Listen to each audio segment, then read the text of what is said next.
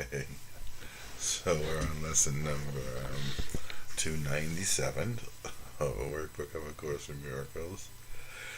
And I missed a couple lessons here and there, but I was just realizing there's November and December, and a few days left in October, and then we're done with these lessons, and we'll see what happens next. There's been several things that I've thought to do short videos on, and we'll see if they are meant to be. I don't particularly, how do I say this? I don't initiate. The truth is, it's funny, everything I give to myself. Lesson 297, forgiveness is the only gift I give.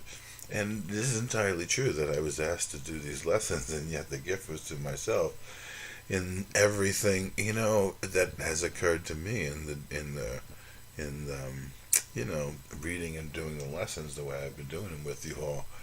And it is true that none of these things could possibly have happened had I not said yes and actually done these lessons the way we've been doing them, for me to have the experiences that I'm having. And that's the nature of what this is about. So forgiveness is the only gift I give. And I remember, when I think back, and I was reading this lesson before, and I think back on the initial revelation that I had, when Jesus says, you're doing this to yourself.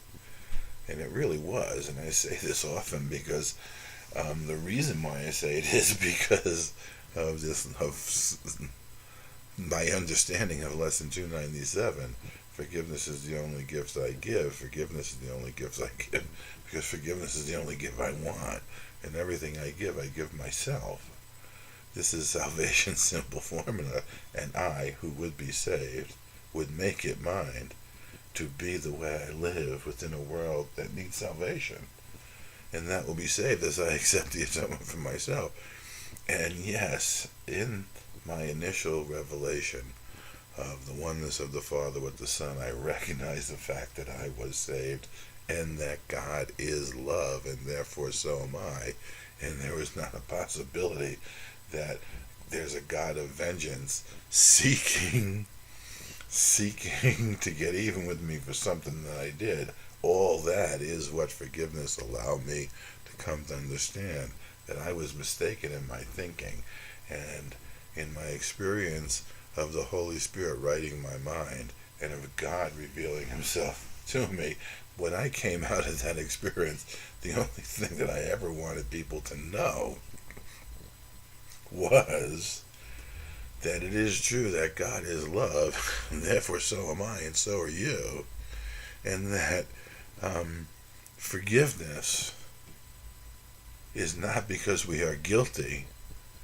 God has given us the action of mind called forgiveness because we are innocent and think we are guilty, and the application of forgiveness to our own heart and mind shows us of our innocence, and in the recognition of our innocence, the joy of wanting our brother to likewise be as we are, because I can't be that way alone. That is what separation is overwhelming, and the desire to share the great secret of salvation, that I but do this to myself, and God is love, and therefore so am I. And in God's eyes, nothing has gone wrong, and he's been calling to us since the inception of the idea that we could be separate occurred, and we became, in a sense, identified with the effects of separation rather than the reality of who we are in the kingdom as God's Son. And believe me,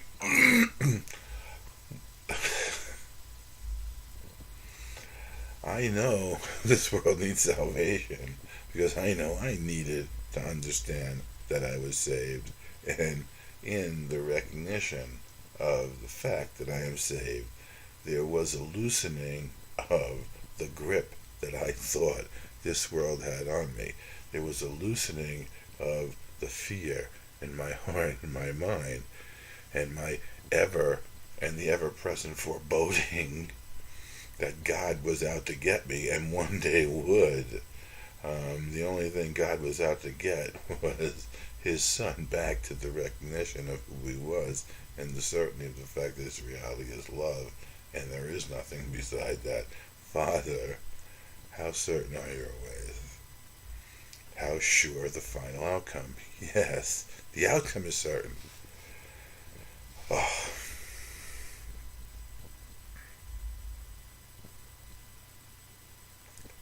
And this goes, if there's one thing, and you find yourself in the situation much in the same dilemma as Jesus was.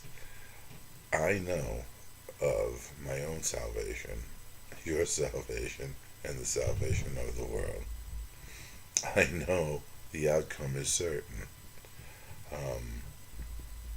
I know the relief that comes to one's heart and mind when they undergo an experience of salvation.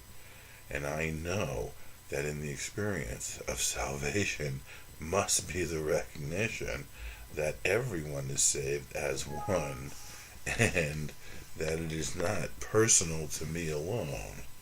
Now, I cannot, in a sense, like this is part of Course in Miracles, a teacher can't give experience directly. I can't give you directly the experience of salvation.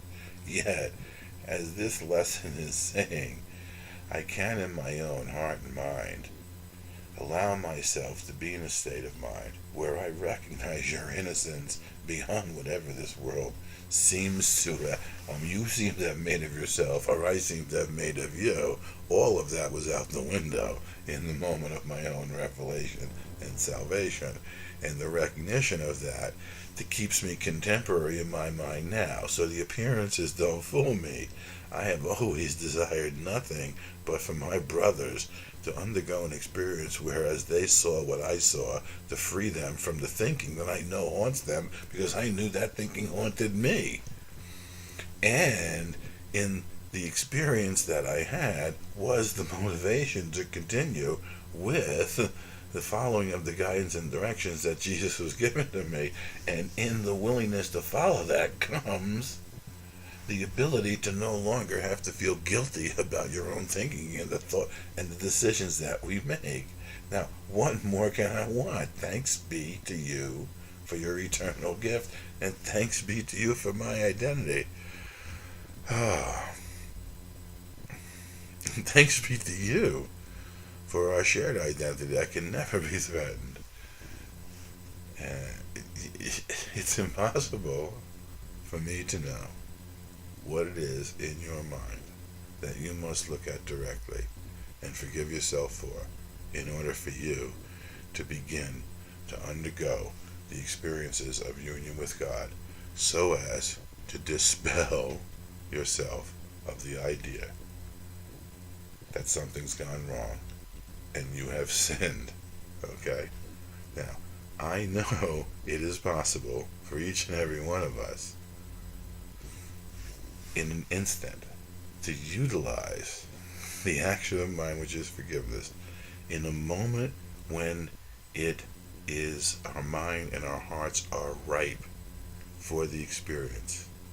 To utilize our heart and our mind for forgiveness in that moment will bring to you the exact same understanding and experience that I have had in my heart and mind, wherein I was shown the fact that we are whole and perfect, the fact that we have never required salvation except from our thoughts that we have done something wrong that required salvation of us.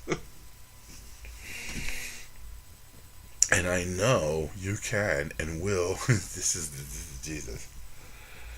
The time will come and did when you will, as I did, and as I am now with you, recognizing the truth of who we are, beyond the illusion of separation in space and time.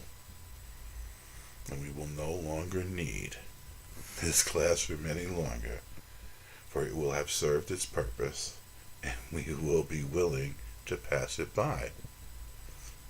And our Father, in His grace and love for us, does not will for the destruction of anything, including a dream of space and time.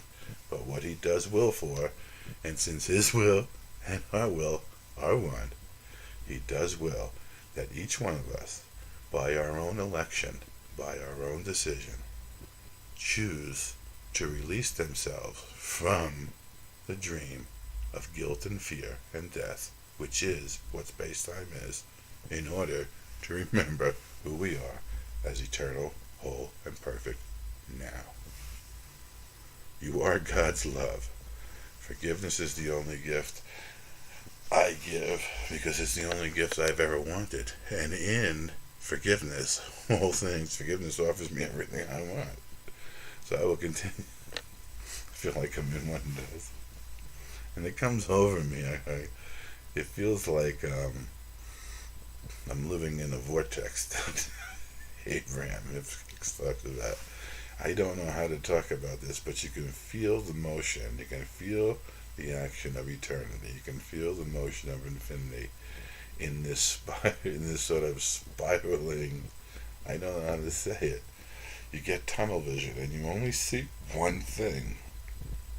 And all you see with the spiritual eye is the truth of who you are, the truth of who I am, the reality of the kingdom, and the recognition that the world of space and time is simply to be passed by and is being passed by as we speak.